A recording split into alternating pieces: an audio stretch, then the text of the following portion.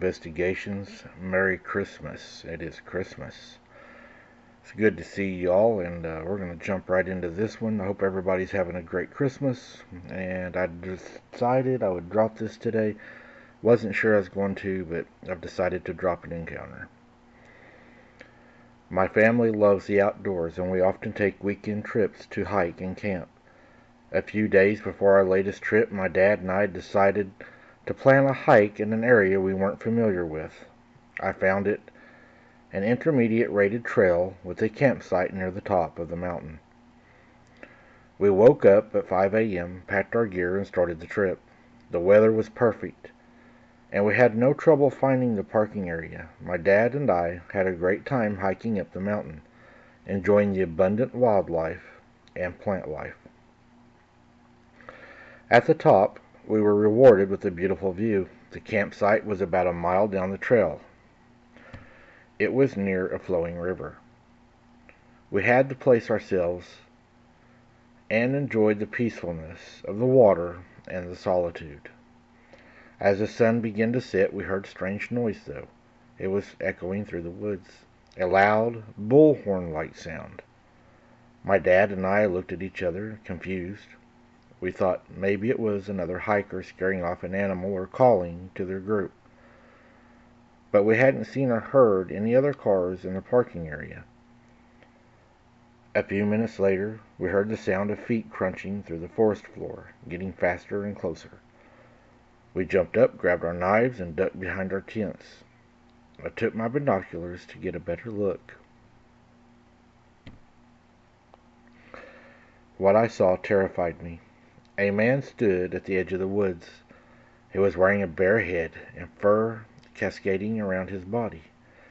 He had a bullhorn, or I thought he did. I felt our eyes lock, and I whispered to my dad, "I don't like the looks of it."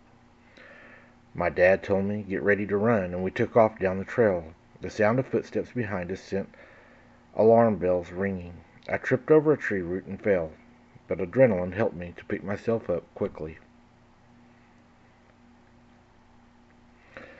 A few miles down the road, I realized we had left all of our camping gear behind. I was irritated, but my dad demanded that we could get new gear, and it was replaceable. But our lives are not. We don't know the intentions of that creature. Some people think he was just a hermit defending his territory, but I seen what he looked like. He had like a bear's head, fur all over him. This was no hermit, it was some kind of creature. I've never seen anything like it before. It was like it didn't know we were there and just kind of crunched up on us, and it was an encounter that it wasn't expecting.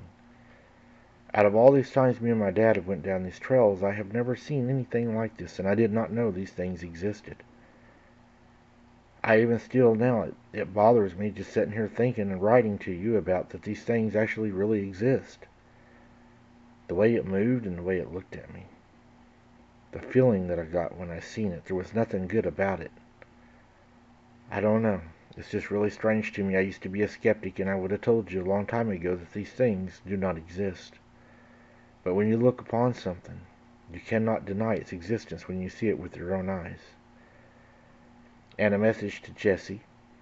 Jesse, I just want you to know that I hope that you never have an encounter while you're out. It was the most terrifying thing in my life, and I worry about you dearly when you go out.